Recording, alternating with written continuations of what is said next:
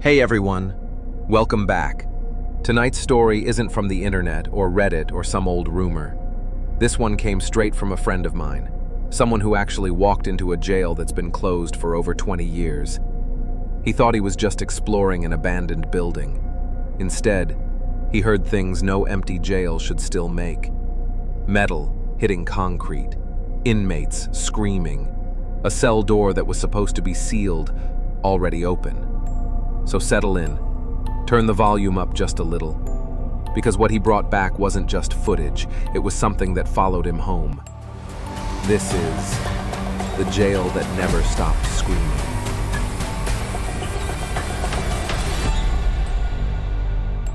My buddy said he got to the old county jail around 4:30 in the afternoon. It was early fall, cool air, barely any wind, the sun already getting low. The building sat right off a cracked back road. Not on GPS, not on Google Maps, just one of those places you hear about from locals but nobody bothers keeping track of.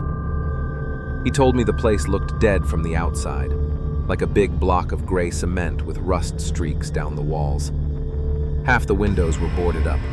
The front gate was wrapped in a chain that probably hadn't been touched since the 80s. He said even the grass felt strange, like the ground had been walked over too many times by people who didn't want to be there. Before he went inside, he walked the perimeter for his video intro. He noticed old scratches on the brick near the entrance, long ones, like someone dragged metal across it. Not graffiti, not vandalism, more like someone inside had tried to get out. When he got to the side of the building, he heard something faint, like a quick echo of footsteps inside, even though the whole place was supposed to be sealed. Then silence. He told himself it was just loose metal shifting, or animals, or his mind trying to hype up the moment. But he said one thing felt wrong right away. Even though it was still daylight, the air around the jail felt heavy, like the building wasn't abandoned, just waiting. He got inside through a service door someone had pried open years ago. Soon as he stepped in, the smell hit him. Mold, rust, and something else. A damp, sour smell like old sweat soaked into concrete. He walked into the main hall, shining his flashlight across the old holding cells. Paint peeling off the walls in long strips. Broken glass crunching under his boots. Every sound felt louder than it should have been, like the building was amplifying everything he did. He said some of the cell doors still had paperwork clipped to them. Inmate numbers, not names. Some sheets were ripped. Some had little notes scribbled over them like transferred or escaped, attempt. One clipboard had a red stain that looked like it had dried decades ago. As he walked past the first row, one of the metal bed frames inside a cell shifted slightly. He froze. No wind. No animals, just cold air and that sound echoing way too long. He said he filmed it, but later the audio on that clip was static. Only the video survived. As he made it to cell block B, he heard something far back in the hallway. A short scream, not loud, not dramatic, more like someone losing air mid-yell. Then a second noise, metal hitting concrete. A rod, a bar, something heavy. He said he felt the vibrations under his shoes, like whatever happened wasn't far away. He kept filming, but he said his hands were shaking so bad the footage was lopsided. He walked slowly, passing cells one by one. Some had carvings on the walls, names, dates, tallies counting something. One cell had deep gouges on the floor like someone dug into the cement with a sharp object. He said it looked like claw marks, but spaced too evenly. More like someone used a tool, maybe a makeshift dagger, maybe more than one. He said he didn't like how deep the grooves were, like the inmate wasn't digging to escape, but digging to get away from something inside the cell. In the far cell, the one with the deepest floor cuts, he found something buried under dust. A small metal shard, jagged, rusty, looked like part of a spoon someone sharpened into a weapon. He filmed the floor more carefully. The digging wasn't random. The holes formed a shape. a long, thin channel across the center of the cell. Maybe a tunnel attempt. Or maybe the inmate believed something under the floor was trying to get him. He checked the old inmate log on the wall. The sheet taped beside that cell had one note in red pen. Inmate 42, attempted escape by excavation, disciplined, May 12th. Then someone else wrote beneath it, Inmate 42, deceased, do not unlock this cell. But the lock was open. My friend said the second he realized that lock was open, he didn't want to be standing there anymore. It wasn't hanging loose or broken, it was turned, like someone with a key had opened it and never closed it again. He used 2 fingers to push the door. It gave this low, rusty groan and slid inward a few inches. Cold air came out of that cell like he'd opened a freezer. He said it actually made his eyes water. The floor inside was worse up close.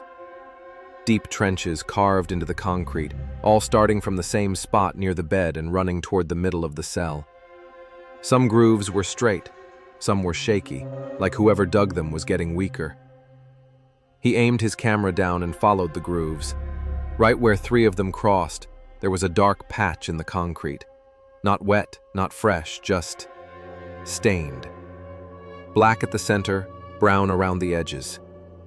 He said it looked like old blood that had sunk into the floor. A lot of it. He stepped in anyway. He stood in the center of the cell, filming every corner. The bed frame was bolted to the wall. The mattress was gone, but you could see old outlines in the dust where it used to be. That's when the sound started. He heard metal hitting concrete. Not once, over and over, like somebody swinging a rod against the bars. He stepped back into the hallway, thinking maybe the building was shifting or some loose pipe was moving somewhere else. But no. The sound was coming from inside the same cell he'd just walked out of. He pointed the camera back in. The bed frame shook once. One of the vertical bars had a dent in it, old, already rusted. But the sound he was hearing sounded new, sharp, clean. He said it felt like he was listening to something that had already happened, playing back in real time. Then, under the metal strikes, he heard it. A short scream, cut off halfway, followed by 3 more hits. He told himself he needed proof, not just feelings, so he decided to find the old control room. Somewhere in there, he figured, there had to be records, photos, something about inmate 42. He followed the main hall toward the center of the jail. Dust piled in the corners. Old no smoking signs hanging crooked. A broken clock stuck at 2:19. Every time he passed a doorway, his light caught something. A loose shoe, a torn uniform sleeve, a tray with dried food residue like someone never finished eating. He found the control room behind a heavy metal door with a busted window. Inside, old monitors, dead toggle switches, stacks of files dumped everywhere like somebody tried to clear the place out in a hurry, and then just stopped halfway. He set his camera on a shelf, switched it to wide angle, and started digging through the paperwork. A lot of it was boring, staff schedules, inspection forms, repair orders. Then he found a thin folder labeled Disciplinary, Inmate 42. Inside were a few typed incident reports and one handwritten note. The typed report said, Inmate 42 observed damaging cell floor with improvised weapon, attempted tunneling below bed frame, confined to cell for 72 hours, disciplinary action authorized, physical restraint, controlled striking with rod to deter future escape attempts. Controlled striking. That was their phrase for beating somebody with a metal bar. The handwritten note under it was shorter. Continued digging after warning. Inmate unresponsive during final check. Time of death uncertain. Floor damage significant. Cell recommended sealed. No signature, just initials. In the same drawer behind old forms and dust, he found a small cardboard box with a few cassette tapes inside. Each one had a date scribbled on the label and a block number. One of them said, B block, night shift, May 12th. Same date as the disciplined note. He didn't have a tape player, obviously, but he pulled his phone out and snapped pictures of everything. The file, the note, the tape labels. He told himself he'd listen later if he could find a way. While he was taking the pictures, the sound started again. Muffled, like from down a long hallway. Screams, more than one, twisted together, echoing. Then the hard, hollow clang of something metal striking bars, over and over and over. He stepped to the doorway and looked out. The corridor was empty, but the sound? It was loud now, like it was right there. He followed the noise back towards cell block B. His boots echoed. The flashlight beam shook. He said the closer he got, the heavier the air felt. Like walking into humidity, but it was cold. At the entrance to cell block B, the screaming stopped. Just like somebody hit mute. For a second, all he heard was his own breathing. Then something else. A voice. Low, broken, right next to his ear. "Stop digging." He spun around. No one there. He aimed the camera down the row of cells again. He walked back to the same cell, the one with the trenches in the floor. The door was now fully open. He swore he didn't leave it that way. He started talking to the camera, the way he always did for his channel. "All right, guys, I'm back in the cell where it sounds like all that metal noise is coming from. You can see the floor. Look at these cuts. It's like someone was trying to dig their way out with, I don't know, whatever they had." His voice cracked once when he replayed it for me. He didn't try to hide it. He stepped inside, stood right over the stained spot in the floor, and pointed his light at the far wall. And that's when the other sounds started. He heard footsteps, lots of them, boots, not bare feet, marching in, stopping near his cell.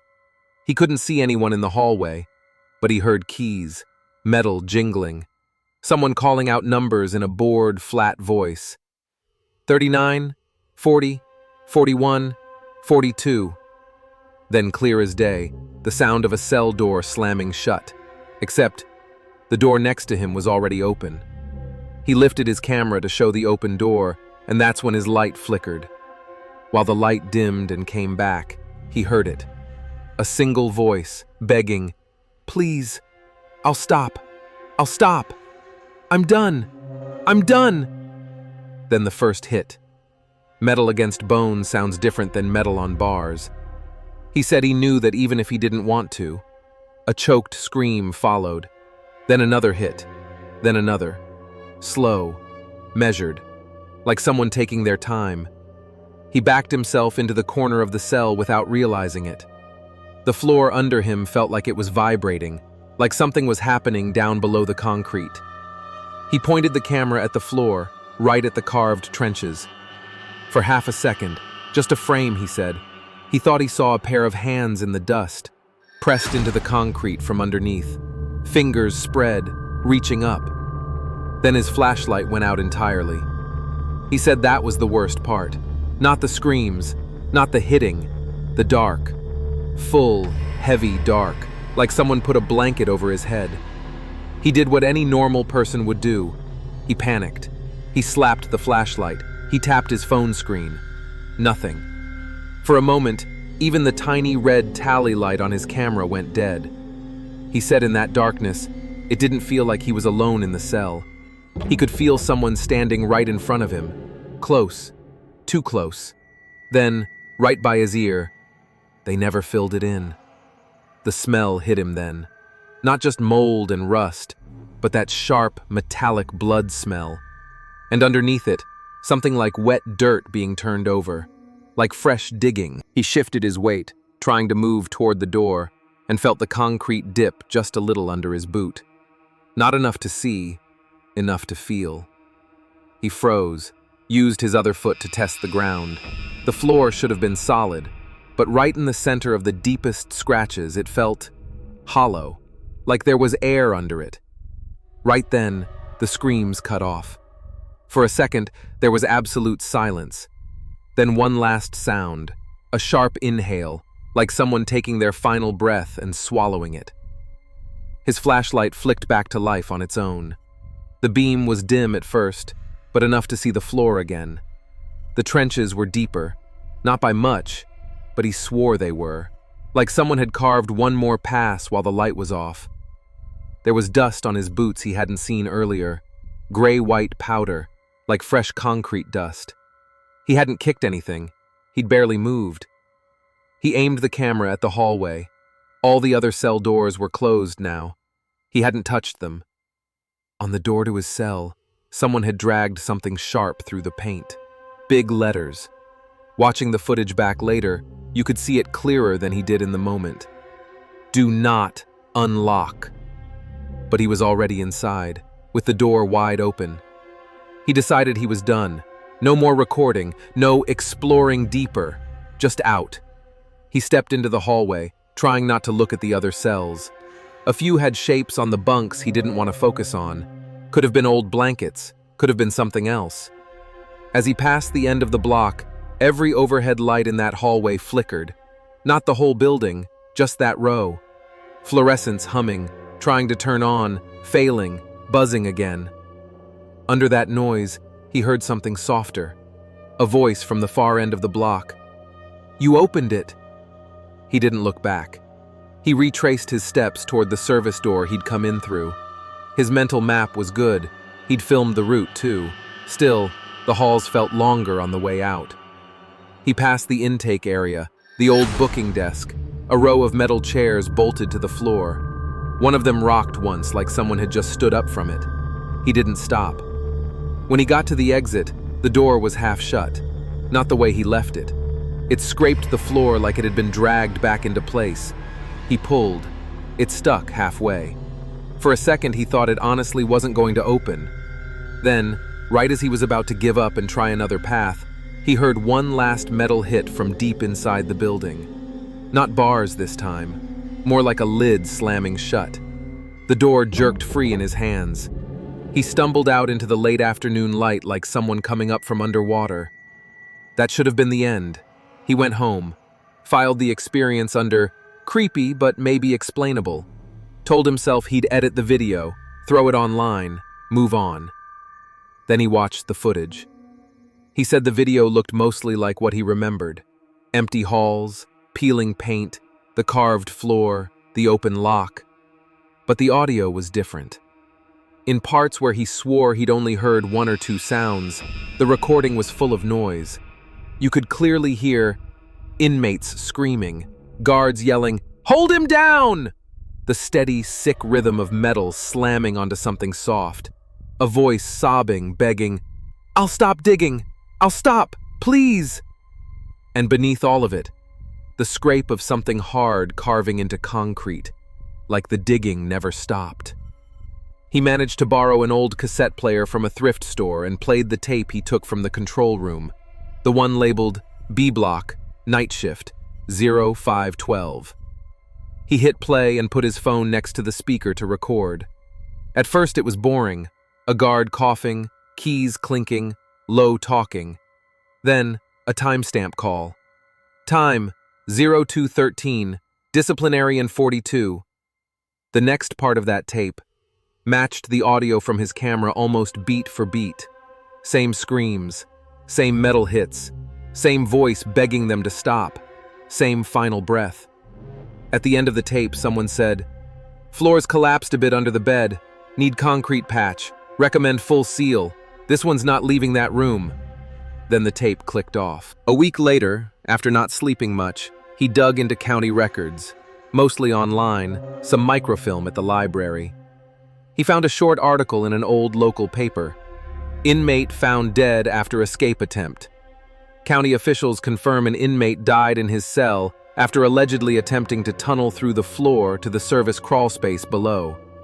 Staff responded to noise from the area and neutralized the threat. An internal review found that procedures had been followed. The jail has since closed Ward B for structural and safety reasons. No name, just Inmate 42. That same day, another notice ran in small print. Renovation funds for county jail denied. Partial closure recommended. The jail never got the money. It just sat like that. So, here's what he told me he thinks happened. Inmate 42 tried to dig his way out. The The guards caught him, beat him in that cell, killed him there, whether they meant to or not. The floor was damaged, maybe even sagging, so they patched what they could, sealed the cell, and eventually shut down the block. But they never really closed what they did. And as long as that lock gets opened, as long as somebody walks in there and stands where he stood, it plays again. The screams, the hits, the digging under the floor, like the building itself is stuck in that night. He doesn't post that video, he still has the footage, but he won't upload it. He said every time he listens to the raw audio, he hears something new. Last time, he swears he heard his own name mixed into the shouting. Not Inmate 42, not Stop Digging, his name. And near the very end of the clip, right when the metal hits stop, you can hear a different sound. The scrape of concrete, then a whisper, "Doors open." He told me that after that, he started hearing light taps under his apartment floor some nights. Not loud, not constant, just enough to notice. 3 taps, short pause, 3 more. All right, let's move to the second story for today.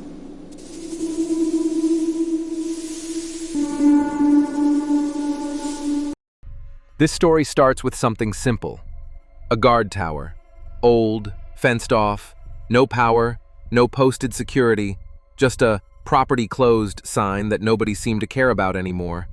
The kind of place teenagers dared each other to climb, and adults walked past without thinking twice. But everyone in town knew one thing. That tower never should have had lights on. I went there because my buddy and I were filming abandoned places for a side project. Just weekend stuff. Nothing crazy. Old factories, empty barns, dead malls. But the jail, that was different. It wasn't listed anywhere. Not on maps, not in county records.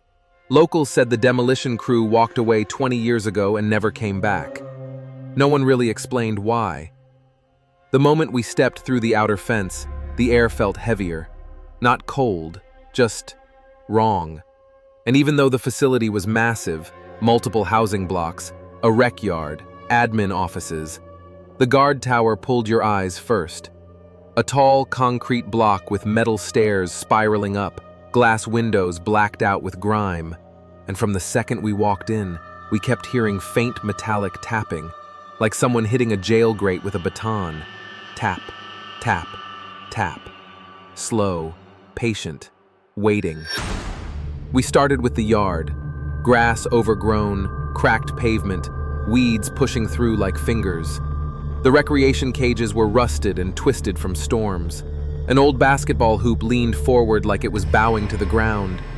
The jail block windows above us were busted out or boarded up, except one. One window, on the 3rd floor, slid shut. Not a bird, not wind. You could hear the wooden frames slam into place. We both just froze. There was no power, no staff, no squatters, no reason that window should have moved. We told ourselves it was loose hinges, air pressure, whatever. But then the tower light flickered. Yes, the guard tower.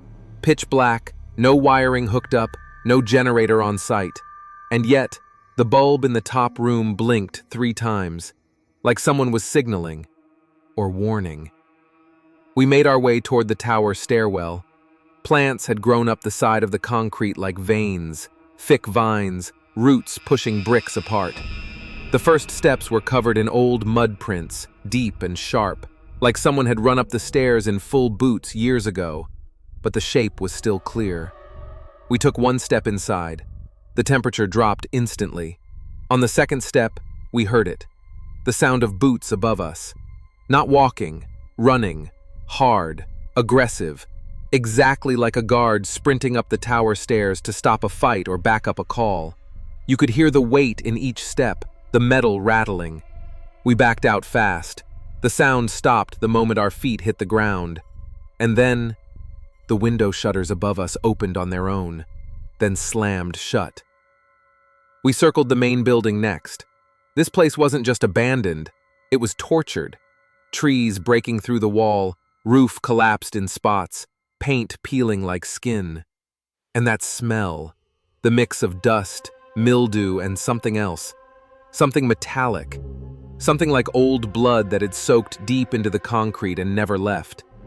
Inside, the cell blocks were worse. Bars bent outward from old riots.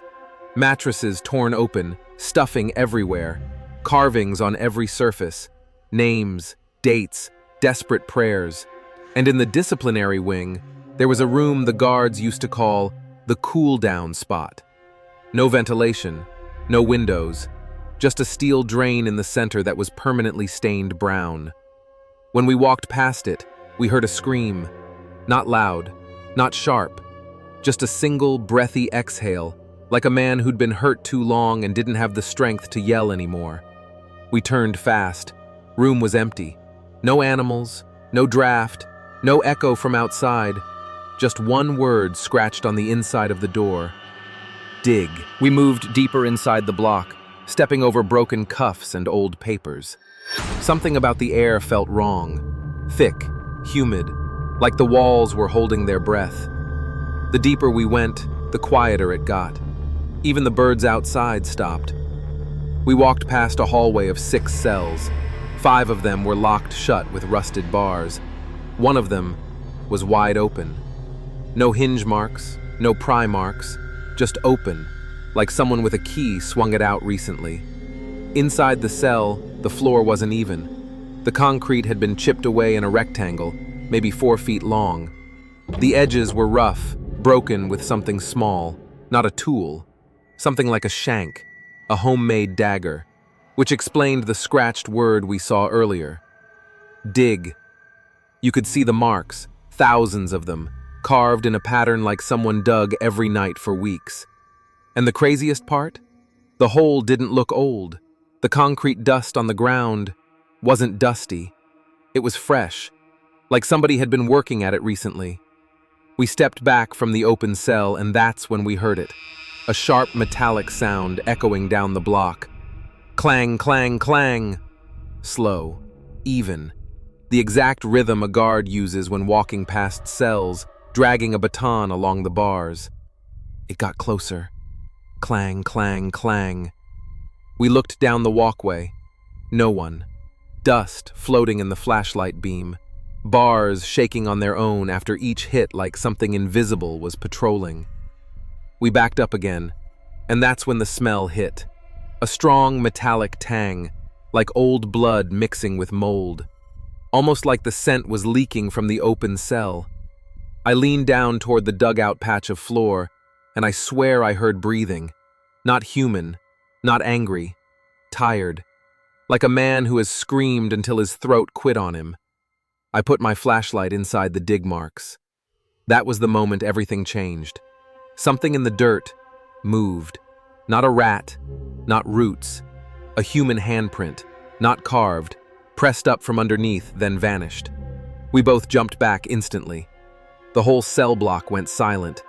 Then, slowly, one of the windows high on the wall slid open a few inches, then shut again. Nothing touched it. No wind. You could hear the old lock scraping like it was being turned by someone who no longer had hands. We headed downstairs, deeper into the building where the solitary rooms were. The smell changed again. Not mold.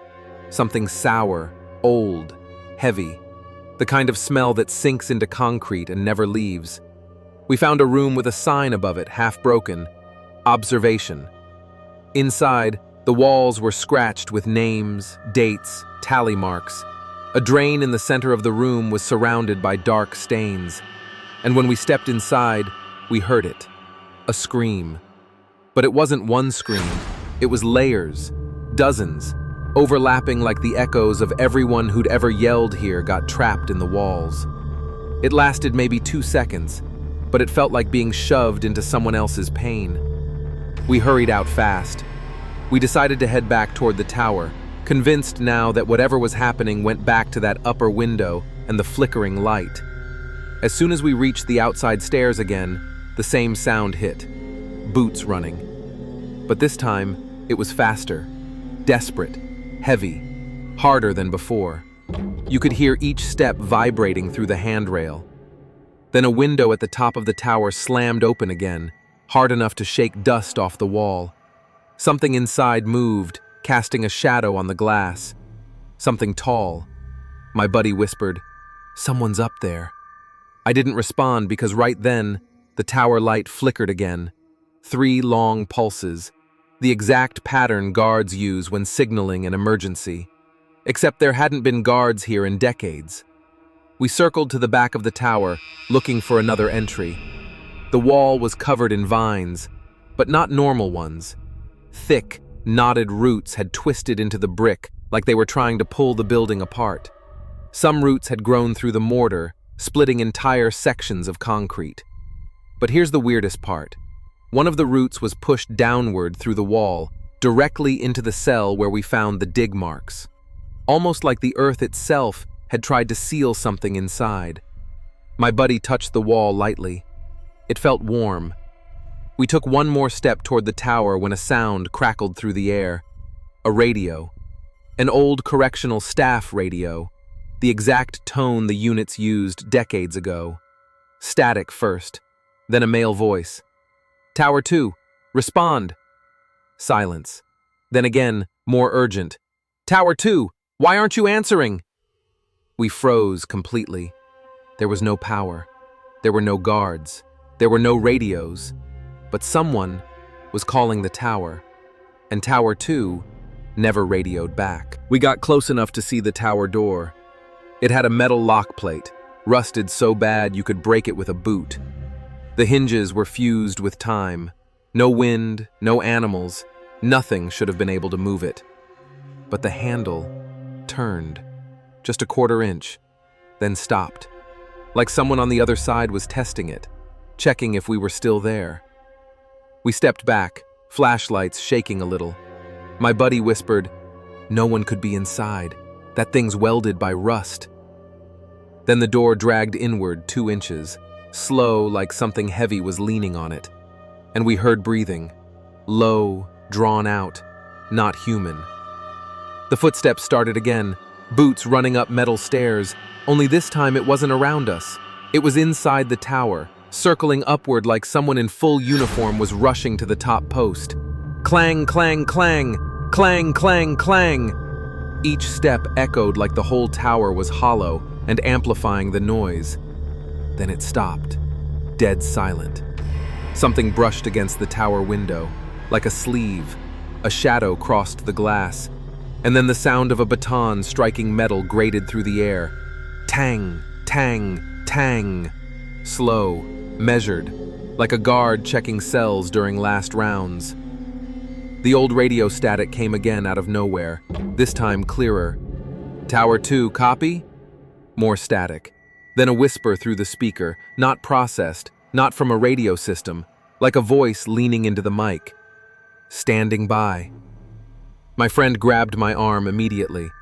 No guard says, "standing by," alone in an abandoned tower.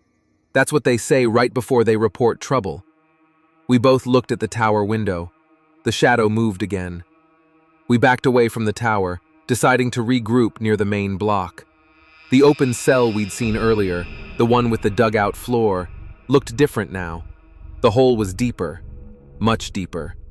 Fresh chips of concrete were scattered outside the cell door, like someone had kept digging after we left. And on the wall, under the original scratches, was a new line carved. "He never made it out." We hadn't seen that before. Then the screams hit. Loud this time, not echo memories. Real, raw, human. They came from beneath the block floor, from under the dugout space. A man screaming in short breaths, like he was trying to dig and yell at the same time. "Help! Help! Help! They're coming! Don't let! Don't let!" Then it cut off. We made a mistake. We ran toward the tower, not away. At the time, it felt safer than the cell block. The tower stairs were narrower than they looked. Rusted rails, missing steps, birds' nests shoved into corners. But halfway up, we smelled something. Burned fabric, burned hair, burned skin. Like someone had died in a fire inside that tower. We reached the final platform. The door was halfway open now. We pushed it gently with one boot. The inside wasn't empty. It was set up exactly like a guard had just stepped out. Clipboard sitting on the desk, chair slightly pushed back, a lantern that shouldn't work flickering on its own, and a metal baton on the floor, glowing faint orange like it had been heated. Then we saw the last thing. A military-style boot print burned into the floor, brand new, no dust inside it, and next to it was a message scratched into the wood. Diggers don't leave. Guards don't leave. You don't leave. The radio behind us hissed again. Tower 2, come in! Tower 2, come in! Static. Then the same whisper as before. Standing by. Except this time, the voice sounded exactly like my buddy. He froze. The radio whispered again. Standing by, standing by, standing by. Each repeat got quieter, closer, like the voice wasn't coming from the speaker anymore, but from inside the room. We sprinted, full speed, all the way down the stairs. My buddy almost slipped on the last step. The second we hit the ground, every window in the tower slammed shut. Every one. Bam, bam, bam, bam, bam. Then the top lantern flickered once, twice, then shut off permanently. Black. Dead silent. Like the tower had gone off duty again. As we crossed the yard, heading for the outer fence, we looked back one last time. The tower was dark, but the shadow, the one we saw earlier, was now standing in the open doorway, tall, still, watching. And as we backed away, we heard something fall from the tower ledge. A metal radio, old, cracked, its light blinking red. It played one final whisper. Tower 2, never leaves. Then the battery died. If you ever find a tower in a place that's been shut down for years, don't go near it. Now, let's have our today's third story.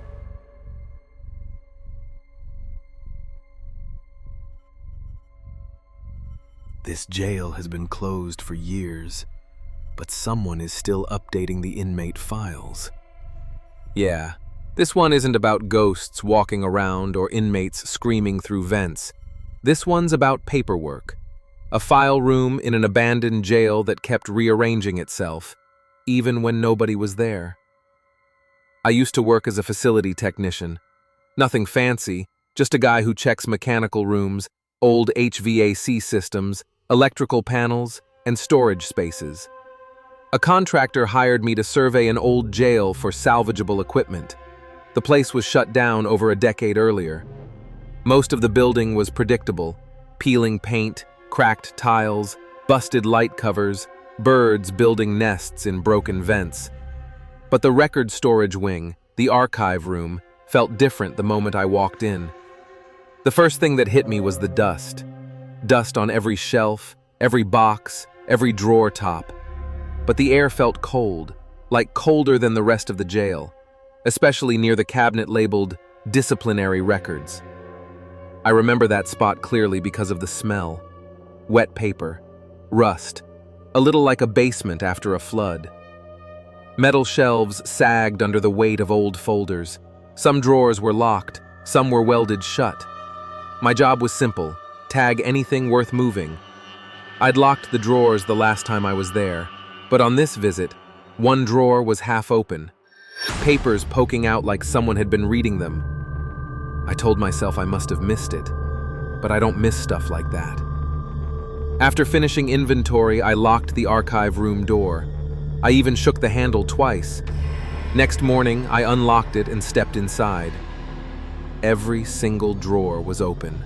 Not cracked, not sloppy, wide open.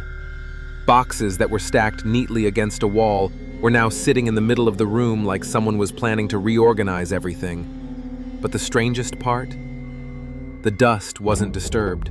No footprints, no drag marks, no indication that boxes had even been moved. Just different. I checked hallway cameras. They showed nothing. No one entering, no one leaving, no door movement at all. Back in the room, one sheet of paper was sitting perfectly centered on the desk. Typed, not printed, like from an old typewriter. Just a name, repeated 5 times. The name belonged to an inmate who died in custody decades ago. And I checked. This jail never used typewriters in that wing. I started pulling out random boxes to see if someone else had been tampering. Standard inmate files, housing assignments, incident reports, medical logs, disciplinary actions, old transfer slips, court notices, parole hearings. Straightforward stuff. But one inmate, same name as the paper, had files in every category, even categories he shouldn't have belonged to. He'd show up in medical logs he wasn't supposed to be in, incident reports he didn't appear in, even mugshot photos that looked newer, printed way too clean for a jail that hadn't had a working printer in years. And then the lighting. The overhead lights flickered. There was no power in that wing. Nothing hooked up. Breaker panels were dead. I heard paper shift behind me, like someone gently flipping a page. Then the sound of a metal stool dragging across the concrete. Then the sound guards used to make when they hit their batons against cell bars.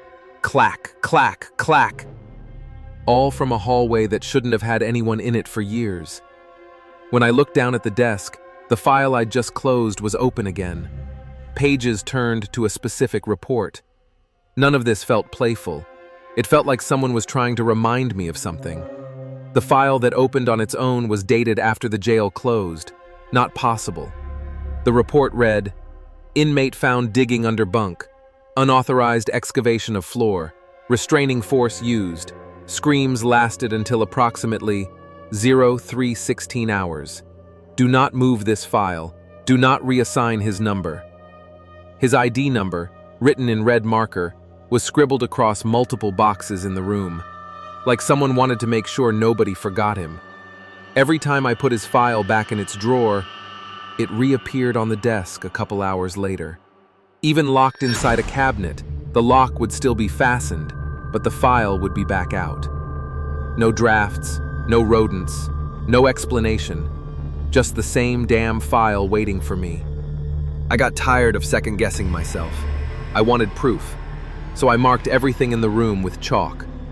Shelf positions, box corners, alignment of rows, door angle, drawer positions, hole in the drywall, even a little line on the floor showing where my ladder was. Locked the room, went home. Next morning, everything was perfect. Alphabetized, box labels facing forward, drawers evenly spaced. Not one chalk mark remained. But there was something new. A file sitting on the desk, my name on it. Inside, typed, "Visits logged. Entered disciplinary, 11:13 p.m. You were seen." I went straight to the security office. Camera footage at 11:13 p.m. The feed flickers. A silhouette stands outside the file room. No door movement, no entry recorded. Just a shadow standing there like it was waiting for permission. I knew I shouldn't go back in, but I did. The room was colder now. You could see your breath near the shelves. Then I heard someone breathing behind the tall racks. Not loud, not forced, just slow, steady human breathing. Boxes slid softly along the shelves. A folder fell to the floor with a sharp slap. And from the back of the room, a deep voice murmured inmate numbers. One after another, like he was checking roll call. Bootsteps, heavy ones, walked slowly between shelves. Lights flickered overhead even though power was disconnected. Then I saw him. Not clearly, just a shape. A man in an old correctional officer uniform, leaning over a drawer, sliding a paper inside, doing paperwork. He turned toward me. No face, just a shape where a face should have been. I dropped my flashlight. After that, the room didn't stop. Every time I entered, new items were on the desk. Old time cards, guard shift rotations, incident logs from the death row cells, contraband slips, solitary confinement reports from 3 a.m., maintenance requests for leaks in holding, confiscated items with inmate numbers scratched off. But then it got worse. A blank inmate evaluation form showed up. typed neatly. My name was at the top, and the bottom had my signature, but smudged, like someone guided my hand and I didn't remember doing it. Keys jingled behind me. Chains dragged across the floor. A cell door slammed. Radio static hissed with no radios anywhere. And every few minutes, a cold draft brushed past my shoulder, like someone tall was walking right behind me. I quit the job, packed my tools, told the contractor I wasn't stepping into that building again. The last time I entered the archive room, one file was waiting. My name, in big type. Inside, cell number assigned, status, present, not cleared for release. Then a final line. Don't leave, not yet. Behind me, I heard slow footsteps, a guard's cadence, someone entering the room. A baton tapped a nearby metal shelf. Drawers slammed shut one by one in a perfect sequence. Something exhaled near my ear. I bolted. As I ran down the hallway, lights flicked on behind me in order, like someone was following, like each light switch was being hit one by one. I didn't look back. The contractor never called me again. The jail got fully sealed. Nobody enters that wing now. But every 2 weeks, I get an envelope in my mailbox. No return address. Inside is a new inmate file, typed on the same typewriter, and my name is always circled in red. I think the archive doesn't just store records. It keeps who it wants, and it doesn't forget anyone who walks in. So, now, our fourth and last story of today.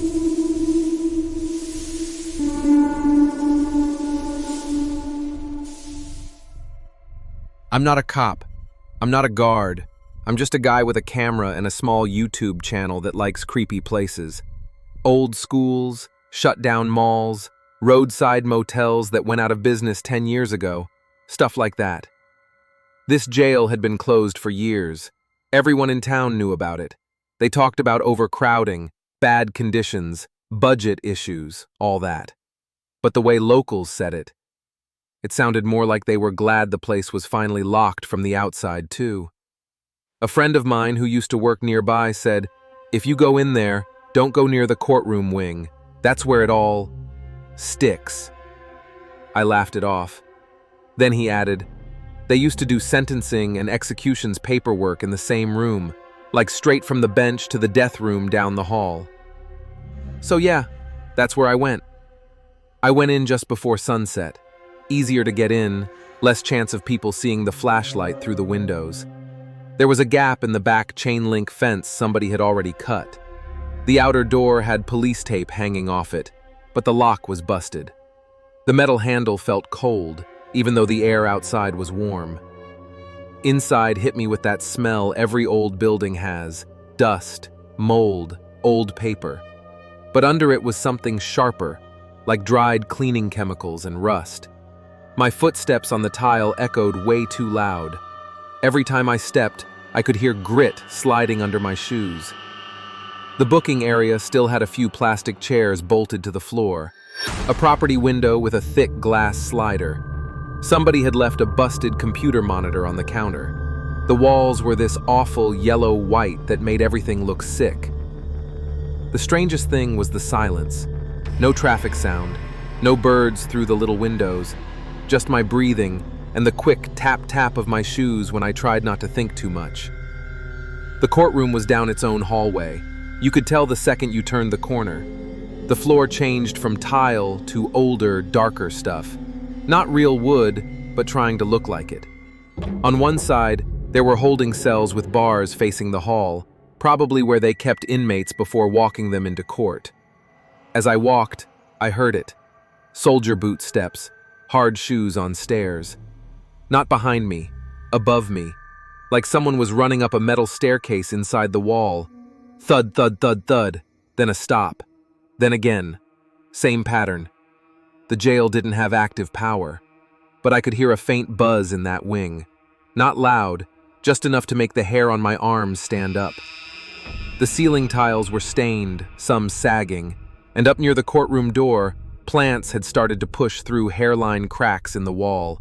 Thin roots and stems poking out like fingers, splitting the paint, trying to pry the building open. The courtroom door was half open, heavy wood, a little wired glass window in the top. Somebody had taped a piece of paper to it years ago. All that was left of the writing was one word you could still make out: adjourned. I pushed the door in just enough to slide through. The hinges groaned a little, then stopped, like they didn't want to be loud either. The room was bigger than I expected. Rows of wooden benches, dusty but still mostly intact. A low wooden divider with a little swinging gate, where the public ends and court begins. Up front, the judge's bench, higher than everything else.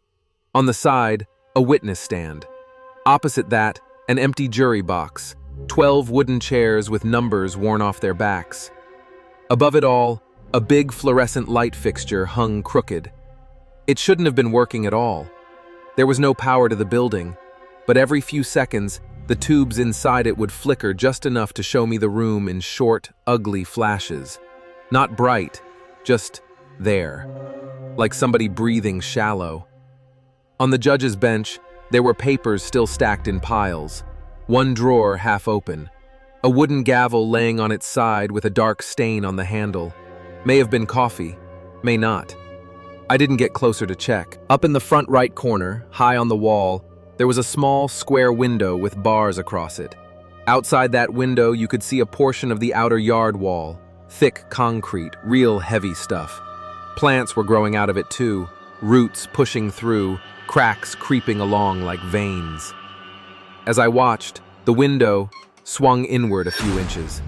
No wind, no visible draft, just a slow, dragging sound of old metal hinge.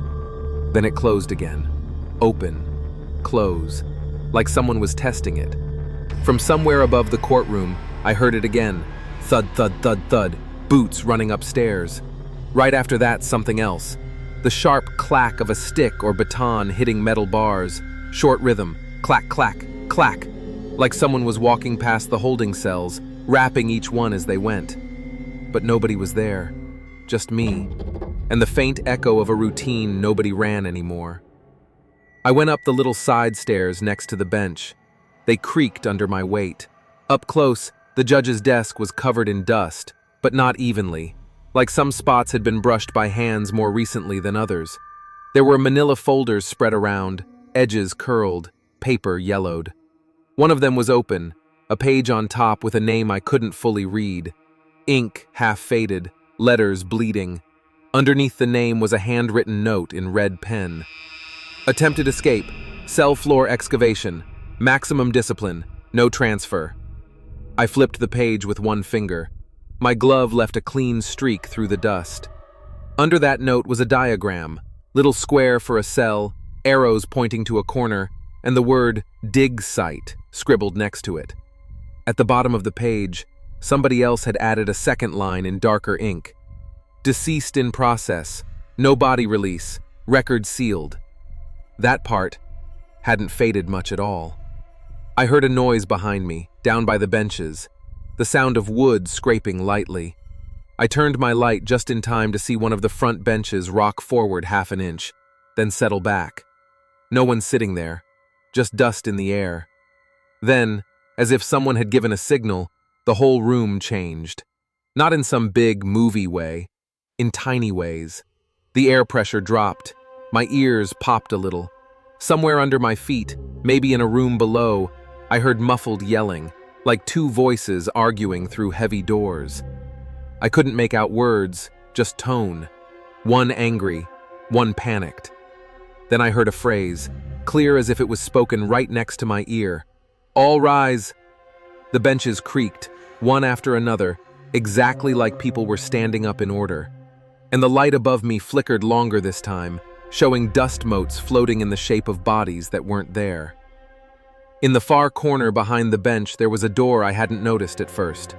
No window, just solid metal with peeling paint and a little slot where papers could be passed through. The sign on it had fallen off, but you could still see the old, cleaner rectangle where it had been. As I walked toward it, the smell changed. Less dust, more something sour and old, like burned fabric and metal. I put my ear against the door for half a second. I heard screams. Not loud, not like a movie, more like the sound of someone biting down on their own voice and failing. It came in waves, with a metallic echo that sounded like chains or straps snapping tight. Under that, I heard something else. A scraping. A desperate, steady scrape, like metal dragging hard against concrete, over and over in the same spot.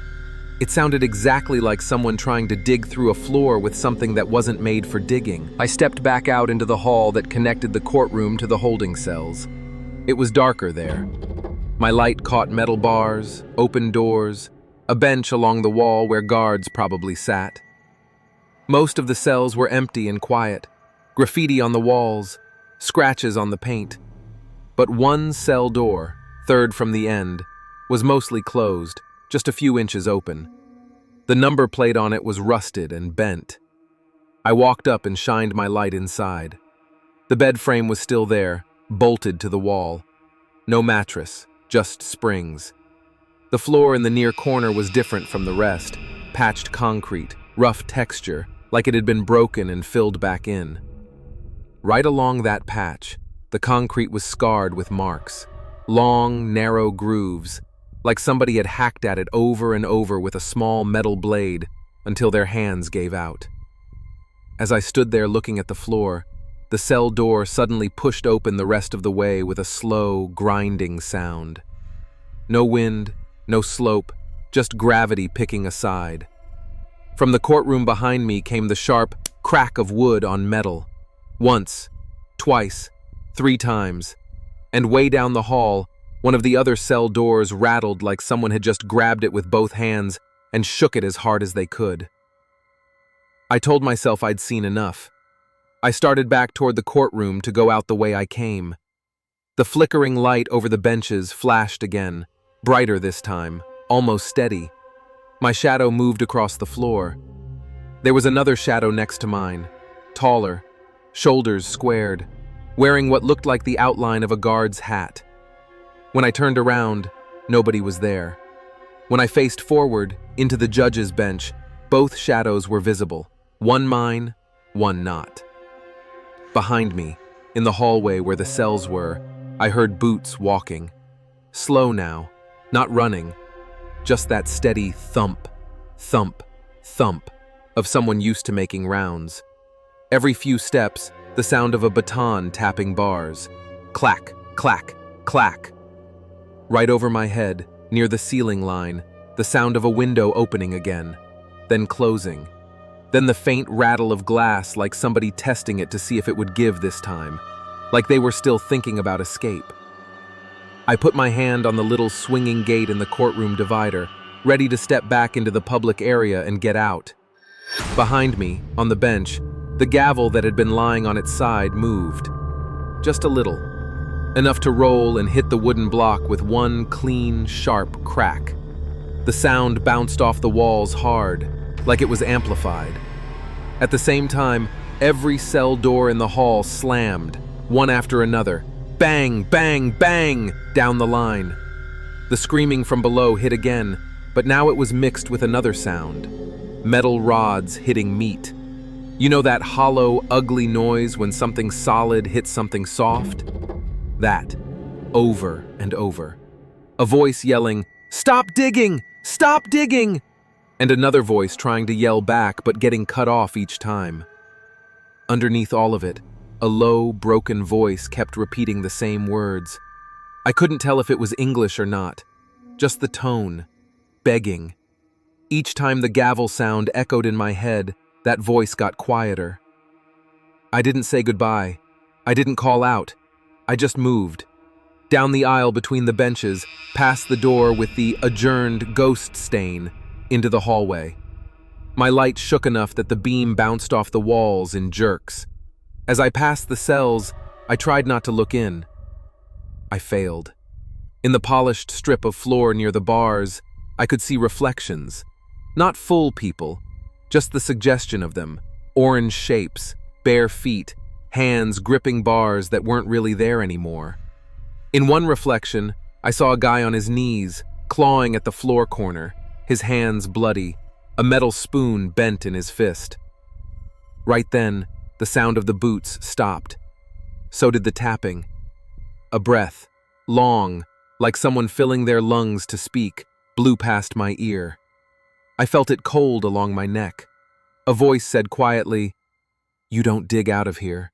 You only dig down." The outer door to the wing, the one back by booking, was half closed when I reached it. I didn't remember leaving it like that. The handle fought me for a second, then gave with a groan like someone finally letting go of something they'd been hanging on to too long. Outside, the air smelled normal again. Grass, oil from the road nearby, a hint of rain. I didn't realize how hard my heart was pounding until I heard it louder than my footsteps. When I looked back at the jail, the windows were dark. All but one. Up near where the courtroom would be, a small window flickered with a faint, dirty yellow light, like an old fluorescent trying to make up its mind. As I watched, something passed in front of that light. Straight lines, a long shape, like a person in a chair being rolled past. Then, black. Everything off. No glow, no flicker. I told myself it was just an old building full of echoes. I edited the footage, kept most of it to myself, posted a shorter version online. Nothing too crazy, just exploring an old jail. The usual. That week, though, stuff started happening in my apartment. At exactly 3:02 a.m., 3 nights in a row, I'd hear clack clack from the hallway. Not from my neighbors, from inside my place, against the metal railing of the stairs. My bedroom door, which never squeaked, started making that same slow, dragging sound when it opened a few inches on its own. Not wide, just enough for someone to look in. Once, when I dropped my keys, I heard another set of footsteps rush down the hall behind me on bare floor. No one there. But on the wall by my front door, a long scuff mark appeared overnight, at the exact height a baton would hit if someone was walking past, checking cells that weren't cells anymore. If you enjoyed tonight's chills, go ahead and subscribe for the next episode. You won't want to miss what comes after this.